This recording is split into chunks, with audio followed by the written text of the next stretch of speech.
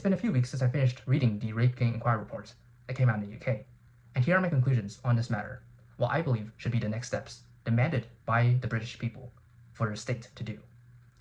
Steps that I believe, at least, will bring some semblance of justice for the victims and prevent any more victims from occurring. First, total asset seizure of all of the rapists, their families, their communities, and everybody who was aware of what was going on but didn't do a thing. And this includes those who covered it up, those who participated in these horrendous crimes, and those who were simply bystanders. Yes, everyone.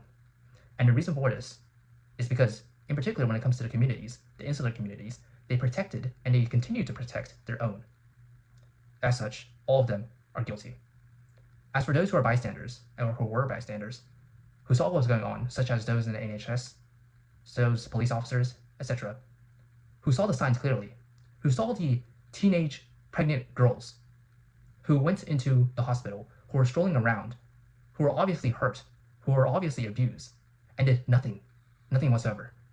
To the school teachers who saw the schoolgirls right outside being picked up by foreign men and did nothing. These are the animals. These are the traitors that need to be removed. And the first step is to take all of their money, all of their possessions, and reimburse. It's not even a reimbursement, but at least compensate these poor victims somehow. And it is through these funds gained from these animals and traitors. This should be done not by a victim needing to sue the state for what had happened to them. This should be done immediately, effectively, and with no questions, no litigation whatsoever to drag out the process and to re-victimize the victims. And of course, the politicians who knew what was going on should be thrown into that lot too. Second, the rapists, their families, their communities, and all the aforementioned complicitors in the rape of British girls need to be castrated, tortured, and executed in that order. Deportation, lifelong sentences, even just the death penalty is not enough. What needs to be carried out is pain, vengeful pain, to be inflicted upon these animals and traitors, until of course they die. Until they suffer the most unimaginable, horrific death. That is as close as you can get to justice for these victims.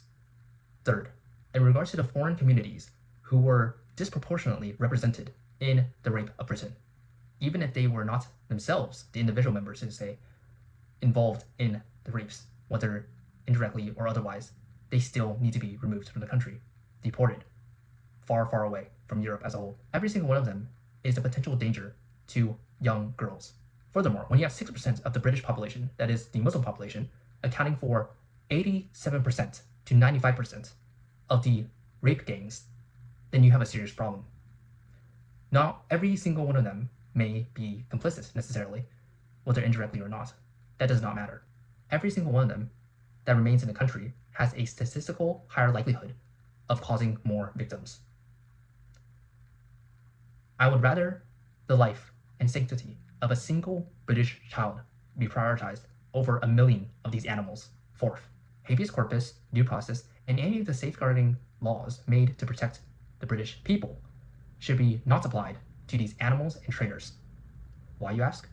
These animals and traitors have been using the exact legal system against these innocent girls, against the British people. It is something that cannot be tolerated and cannot be given as a right to them because they deserve no rights whatsoever. Instead, a single accusation made by any of the victims or anyone who is assumed to be a victim should be sufficient proof as a conviction. Anyone accused should not go through the legal process, but instead be immediately convicted, judged, and then put in hell. Again, this may all sound harsh until you realize the depth of the depravity, the sadistic atrocities that were committed against these poor young girls. And on that final point, none of what I had recommended thus far is in any way one for one. Because if it is one for one, then it will be a massacre. What I am recommending is the just solution. Now, how would these recommendations be carried out practically? As of this moment, Restore Britain in the UK is the only party, as far as I see it, that can even begin to broach dealing with this justly. And even then, they are not nearly as radical as I am, perhaps. My goal with this video is to push the Overton window such that similar seemingly radical solutions are being proposed, being discussed. Because again, this is the only semblance of actual justice that can be afforded to the victims. Nothing less comes close.